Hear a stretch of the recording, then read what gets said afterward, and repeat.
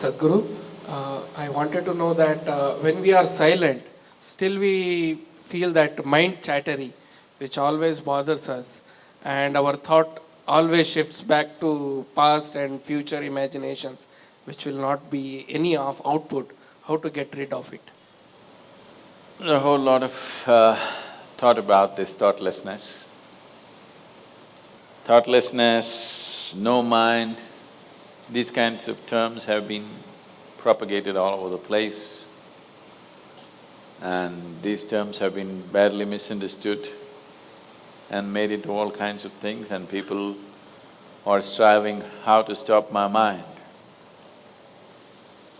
It took millions of years of evolution to get a mind of this kind of capability, isn't it? Millions of years of tremendous amount of nature's work that today you have a mind of this kind of scope.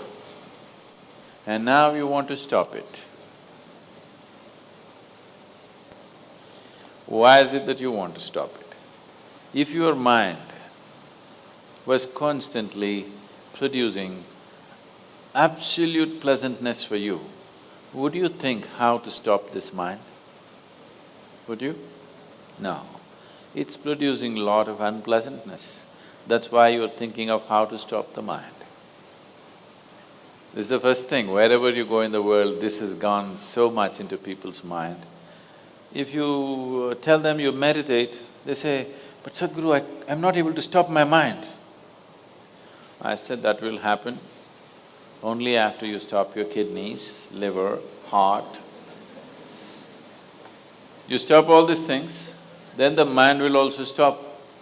Do you want it to stop? No. Then why do you want the mind to stop? Why do you have such a horrible prejudice against the mind?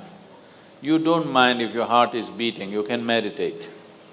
You don't mind if your liver is working, you can meditate. Your kidneys are functioning, you can meditate. If your brain functions, you can't meditate, what is the problem? You seem to have something against intelligence, isn't it?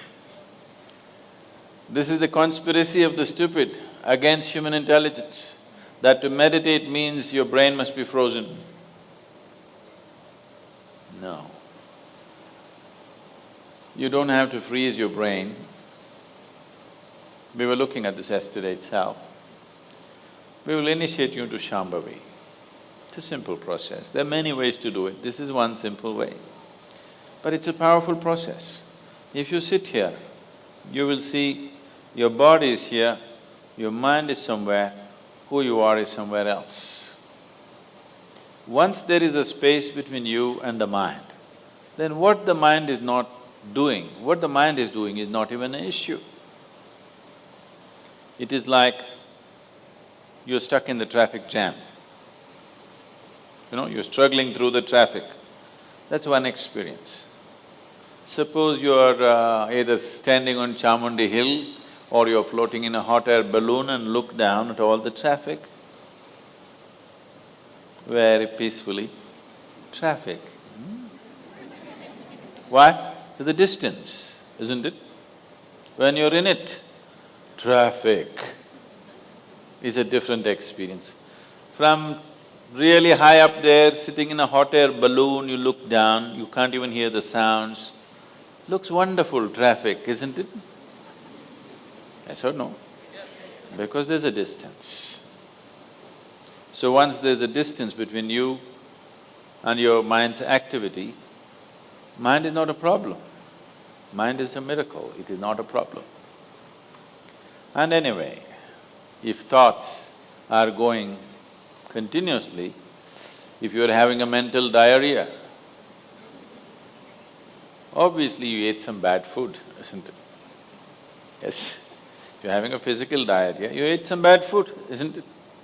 If you're having a mental diarrhea, you are obviously consumed something wrong. What this wrong thing could be is, the moment you identify yourself with something that you're not, then you're finished. Your mind is a continuous runs. There is no other way. Do what you want, try as hard as you want, it is not going to stop. If you do not identify yourself with anything that you are not. You know how to be with everything, you know how to use everything, but you're not identified with it, then you will see if you sit here, simply mind will be like this. If you want to use it, you can use it, otherwise it'll be like this. Right now your hands are like this, or you're holding it tied up because it'll go all over, is it? No. You can keep it like this. You can keep it like this, you can keep it like this. When you want to use it, you can use it. So it's a useful instrument. Suppose your hands become like this. You know, some people have become like this. Yes or no? If it becomes like this, you will become ridiculous, isn't it? If it happens to your mind, also you're equally ridiculous. It is just that you are living in the comfort that nobody else can see it. But people can see it. They watch you closely enough, they can see it, isn't it? And whether they can see it or not, that's not the point. The point is, the most important faculty of your life is out of control. Doesn't matter whether they can see it or not, that's not the issue.